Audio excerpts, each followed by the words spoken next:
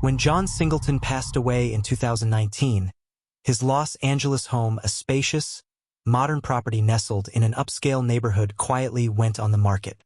Despite its beauty, the listing lingered longer than expected. Some neighbors whispered about strange things they'd noticed.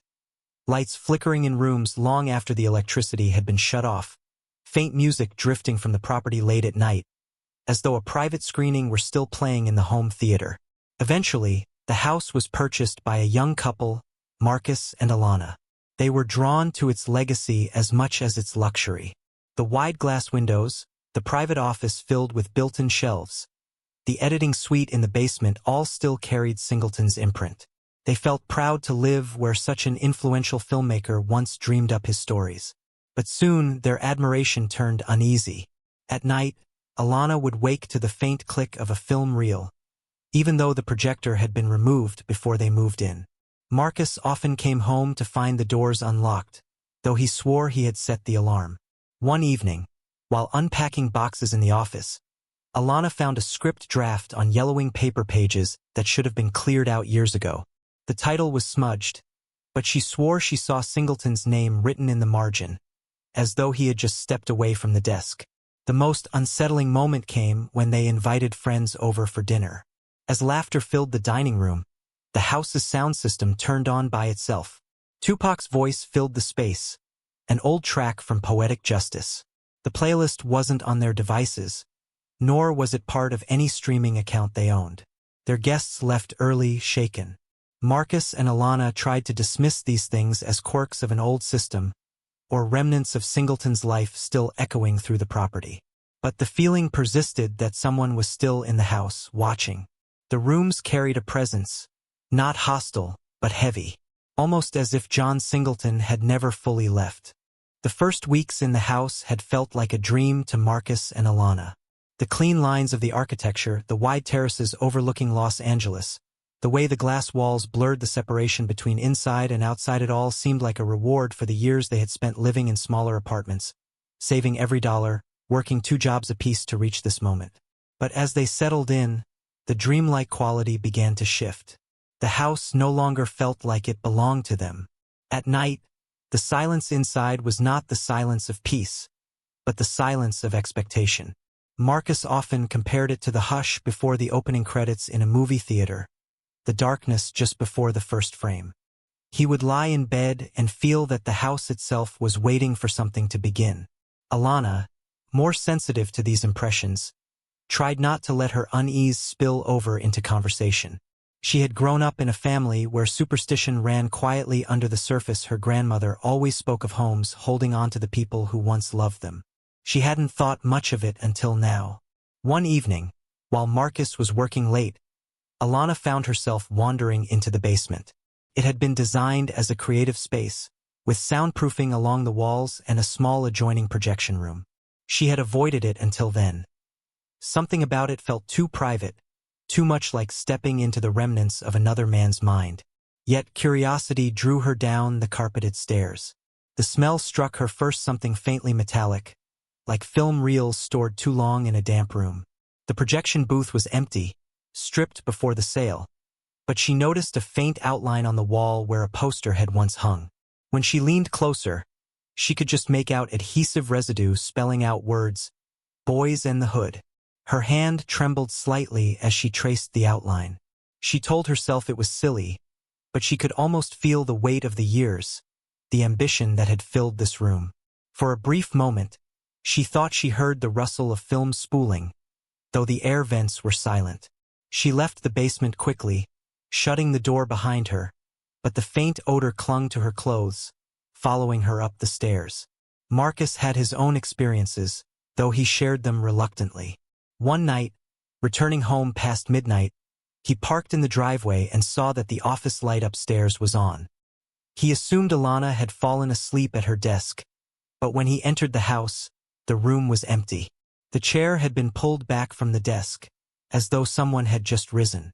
On the desk itself lay a single sheet of paper blank, except for one line scribbled across the center in pencil. The words were jagged, hurried, "The story never ends." He brought the page down to Alana, his voice low as though afraid to wake the house. She tried to rationalize it. Maybe it was something left behind. Maybe the movers had brought in a stray scrap from a box, but the explanation felt thin. They burned the paper in the fireplace that night, watching the ash rise, but Marcus noticed that the smell of smoke lingered in the office for days, as though the house itself refused to let go of it. The neighbors weren't much help. When Marcus mentioned the oddities to a man across the street, the response was a shrug. "Houses like that," the neighbor said. "They don't forget who lived there. That man put his soul into every corner. Maybe some of it's still hanging around." The man said it casually, but his eyes flicked to the house with a kind of wary respect, as if he wouldn't step inside even if invited.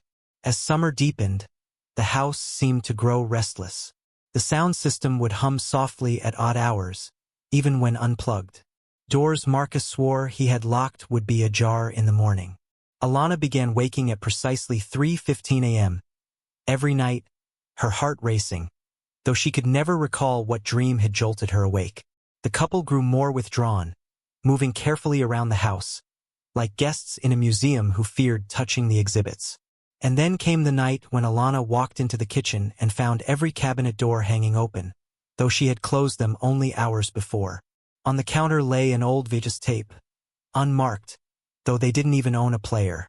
Marcus picked it up and felt the weight of it in his palm. It seemed impossibly out of place, as though the house itself had chosen to give them something, a message, or perhaps a warning. Don't forget to subscribe and like if you liked this story. The VHS tape sat on the counter between them like an intruder. Neither Marcus nor Alana wanted to touch it again after the first night. For 2 days it remained there, an object out of time and place, as though the house itself had insisted on planting it in their lives. On the third morning, Alana tried to move it into a drawer, to push it out of sight, but the plastic casing felt almost warm in her hand, as if it had been sitting near a heat source. She slid it into the drawer anyway and shut it firmly, determined to ignore it. That night, when Marcus came down for a glass of water, he found the tape sitting back on the counter. The feeling of being observed became stronger after that. Every mirror in the house seemed to carry a faint distortion, not enough to be obvious, but enough that both of them noticed faces slightly elongated, light bending in odd ways, reflections lagging by a fraction of a second. Marcus began covering mirrors with towels, muttering that maybe it was a trick of the glass, an old defect. Alana said nothing, though she had once seen her reflection blink even though she hadn't. Their friends stopped visiting. Invitations went unanswered. The house had developed a reputation in the neighborhood, a kind of whispered warning passed from one homeowner to another. Delivery drivers left packages at the edge of the property instead of at the front door. Even the gardener they had hired quit without explanation, leaving his tools abandoned in the side yard. Inside, the atmosphere thickened. The smell of film reels that Alana had noticed in the basement now drifted through the upstairs hallway, faint but constant, a reminder of old work once created here. Sometimes, faint voices bled through the walls, dialogue from films John Singleton had directed, half-audible, distorted, like the sound system was pulling audio from nowhere.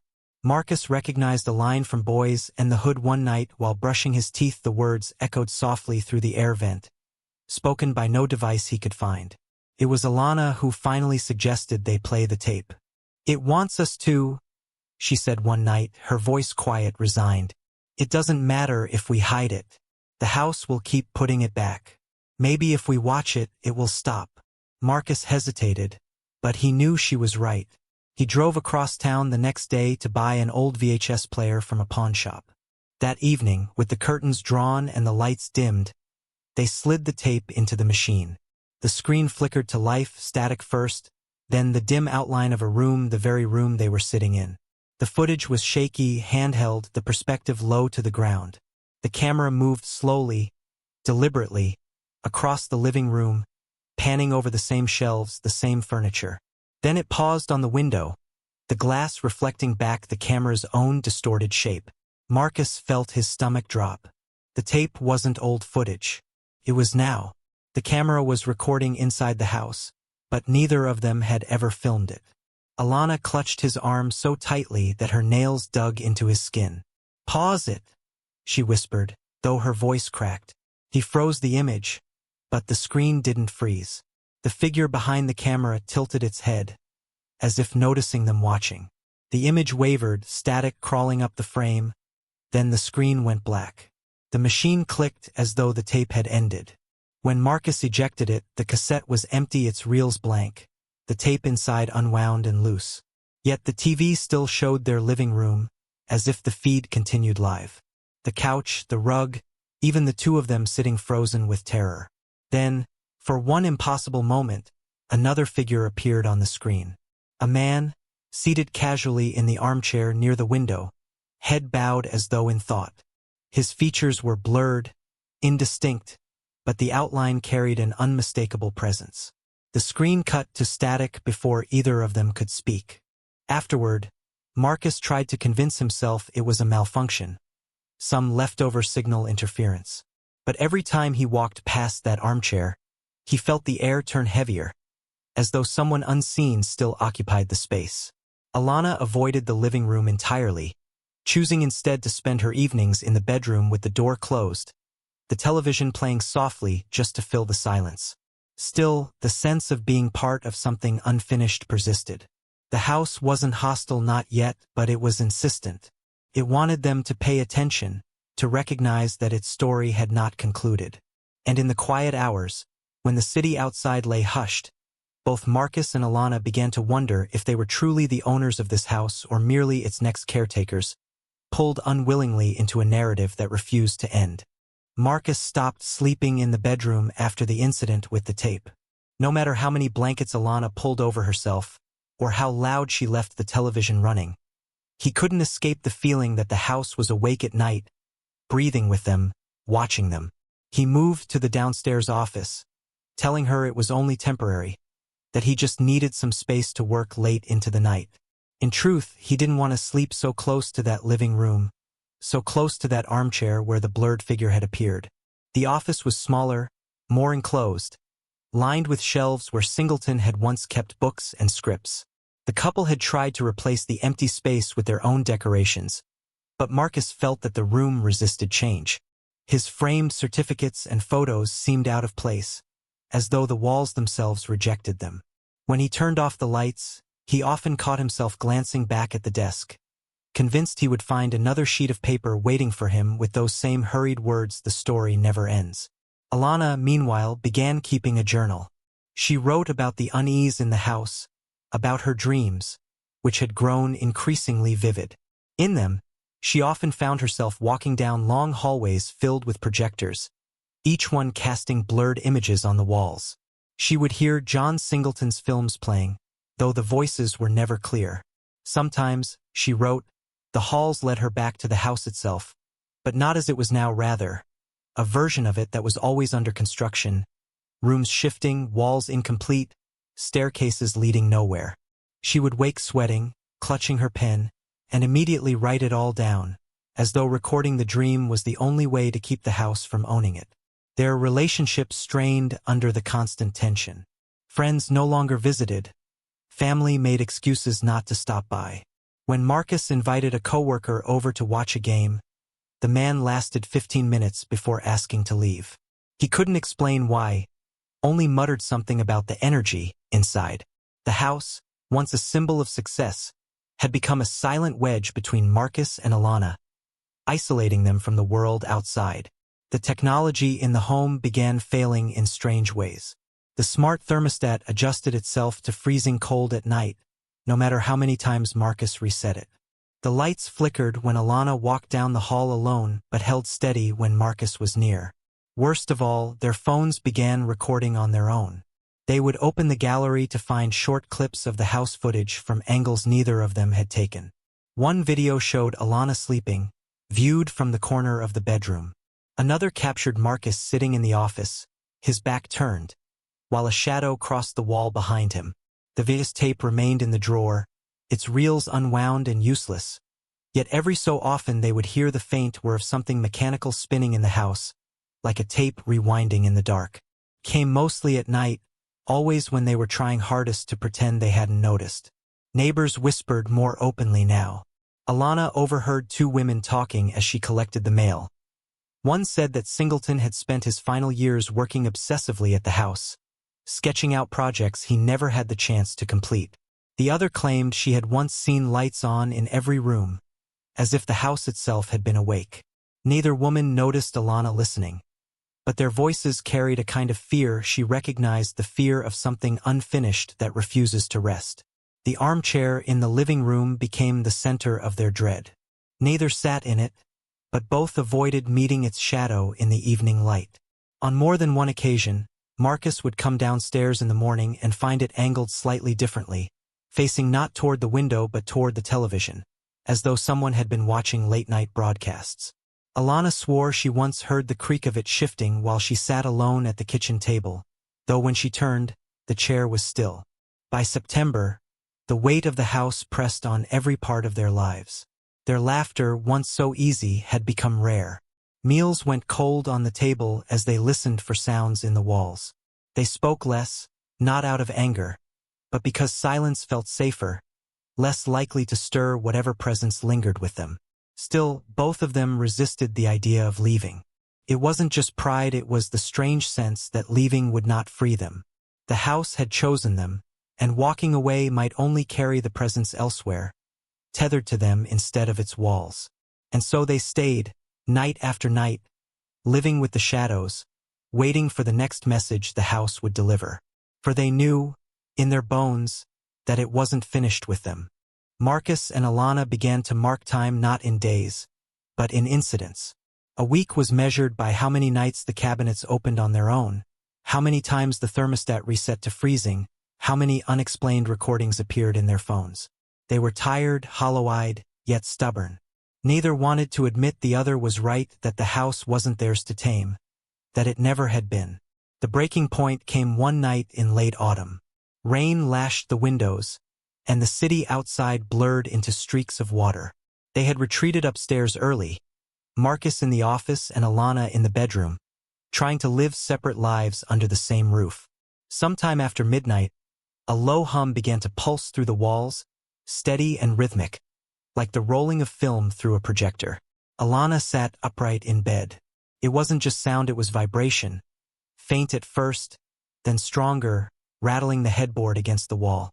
She padded barefoot down the hall, calling softly for Marcus, and found him already standing in the doorway of the office, pale, rigid.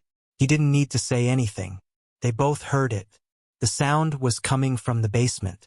Neither wanted to go, but something pulled them forward, step by heavy step down the carpeted stairs. The basement lights were on, though neither of them had touched the switch. The room glowed dimly, as though lit by an old bulb about to burn out. Against the far wall stood a projector, one that had not been there before. Its reel turned slowly, though no film fed through it. On the blank wall before it, an image trembled into focus. At first, it was nothing more than static. Then, grainy footage resolved into their own living room shot from a corner angle. The armchair was empty at first. Then, as they watched, a figure appeared in it, blurred but unmistakably human.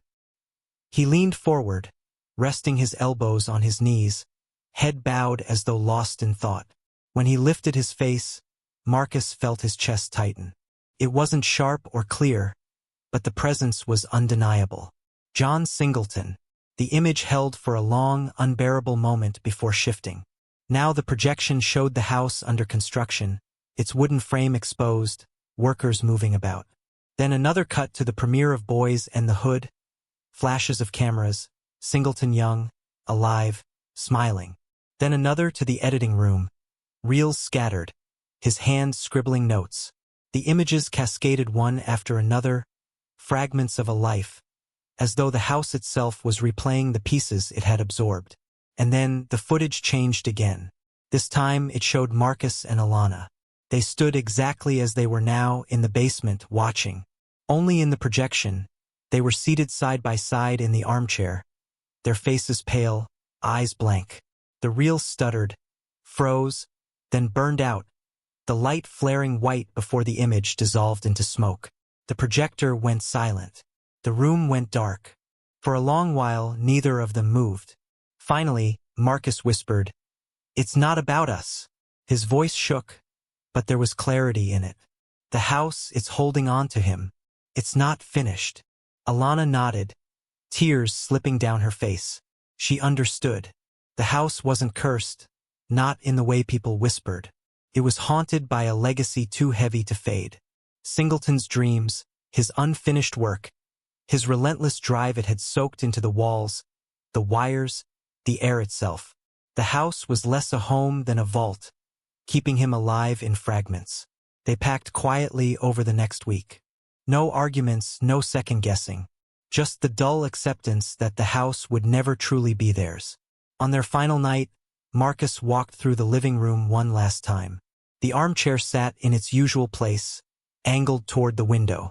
He hesitated, then whispered a simple goodbye, uncertain if anyone or anything would hear it. When they left, the house was silent. The real estate agent who later listed the property never spoke of projector reels or phantom music. The house sold again, though slowly, and each new owner seemed to stay shorter than the last.